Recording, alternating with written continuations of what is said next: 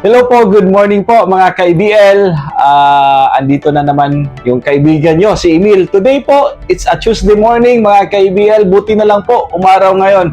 Kasi for the past few days, talagang ang ulan sa Cebu. But anyway po mga ka-IBL, shout out ko lang po kay Sir Ronald Adriano ng Kiyot Pardo. Taga-Dirireged din siya sa Cebu.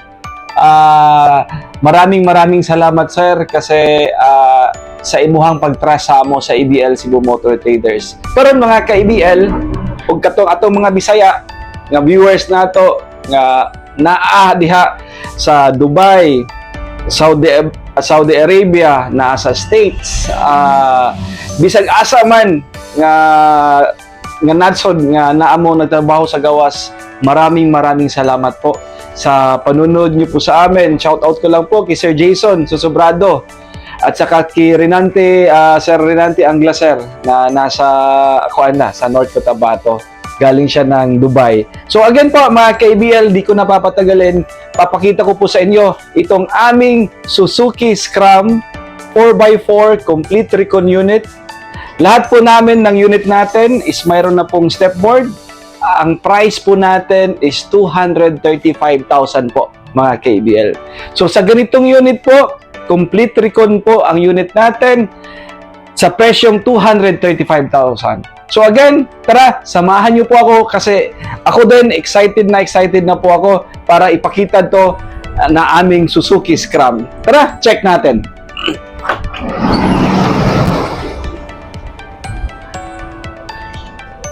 So, ayan mga ka-IBL. So, nakikita nyo naman po. Kung napapansin nyo po mga ka-IBL, itong aming mga unit po na pinapakita sa inyo, ito po yung mga unit namin na made to order. Bali, ito po yung unit. Kasagaran na mga unit, ang color kay pula yun, red. So, yung gamit namin ditong pintura po mga ka-IBL ay Ansal Urethane Paint. So makita gyud ninyo, lahi rigid ang unit, lahi rigid ang pintal sa IBL Cebu Motor Traders. From base tanan puro gyud na Ansal ang atong gigamit. Top coat tanan mga ka-IBL, hastang thinner. So ayan, na check natin, naka-lift up na po ito lahat mga ka-IBL. Tapos yung kwan po niya is size 13, yung mags niya. Tapos yung tires po nito is cargador tires mga ka-IBL. Yan po, malalaki po yung spoke. Talagang pang kwento, pang anong tawag nito nila, anong pang bukid ba, anong pang off-road. So ito yung gamit namin po mga ka-IBL. So kasama na po yan yung lug nuts, ito po yung wheel nut. So check natin dito, wala po yung putol, wala po yung cutting. Yan, yung chassis natin. So, undercoat po yan lahat. So, itong unit mga ka-IBL, linagyan natin, gibutangan natong stainless na stepboard. Unya, bago sa danganing ato ang size 12 na kuha niya, original niya, pero good ride siya ang atong gibutang. So, ayan po. Tapos, mayroon na pong back seat sa likod. Kunya, libre na nga atong hijack na 3 tons o ang inyahang tire wrench mga ka-IBL. So, tara, check natin sa likod. Bag-o sa dangihang battery. Bag-o gyud na mga ka-IBL. Yeah, of course, lagyan natin ng decals. Tapos yung company kuha natin, IBL Traders. Unya, ayan. Pakita natin yung panel niya, yung sidings niya. Tapos yung ito yung sa loob. Yung gamit natin dito is yung German leather upholstery po natin.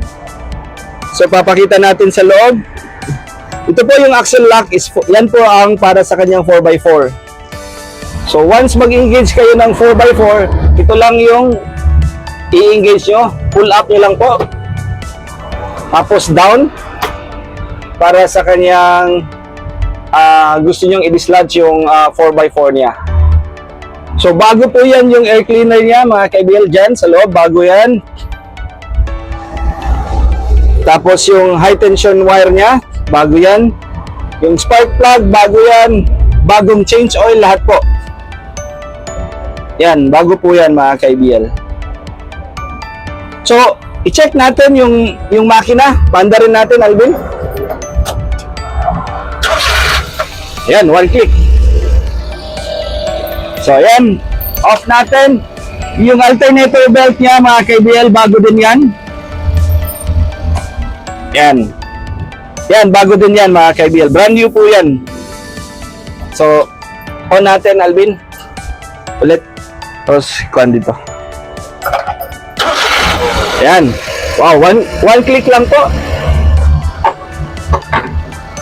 Bago yung stereo, bago yung lighter. Yung stereo natin is meron pong USB port yan. So, ngayon po, mga ka-IBL, papakita natin. Yan, kita nyo naman po yung makina ng unit. Tapos pakita natin yung circulation ng tubig niya.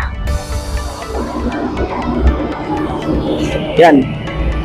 So, kung makita ninyo mga ka-IBL, klaro ba? Bin? Na kay Juan diya?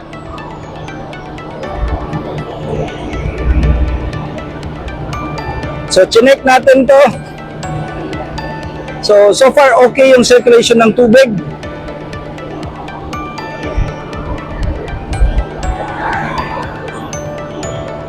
Check na to, butangan ka na itong coolant.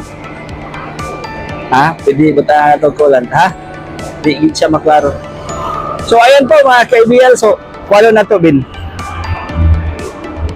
So complete recon unit po yung file natin. So far maganda po yung takbo nito, walang problema. Tapos yung makina, walang overheat po.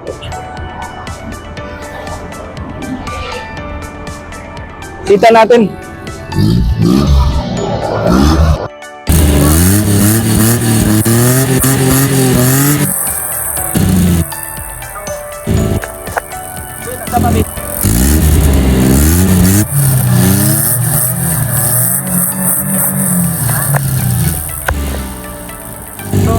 Mga ka-IBL, nakita, narinig nyo naman po yung kuhan ng ihang andar. So, okay good kayo ni si Duday. So, Sir Ronald, maraming salamat po sa tiwala nyo po na binigay nyo sa amin. Bin, butang nato. So, again mga ka-IBL, so kung gusto nyo po mag-order sa amin, pwede kayong tumawag sa 0917-874-2795 or pwede din kayong mag-message sa FB page po namin sa EBL Cebu Motor Traders. So yung 235,000 po mga ka-EBL, kompleto na po yung lahat yan. Mayroon na po yung OR at saka direct, yung pangalan is yung CR is nakapangalan na po sa inyo. So, ayan mga ka-IBL, maraming salamat po. Sana hindi kayo magsawa sa panonood po sa vlog namin dito po sa EBL Cebu Motor Traders. Happy Tuesday po sa inyong lahat.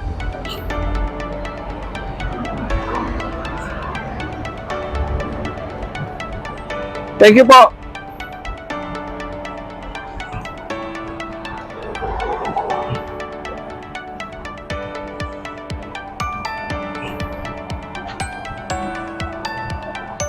Okay.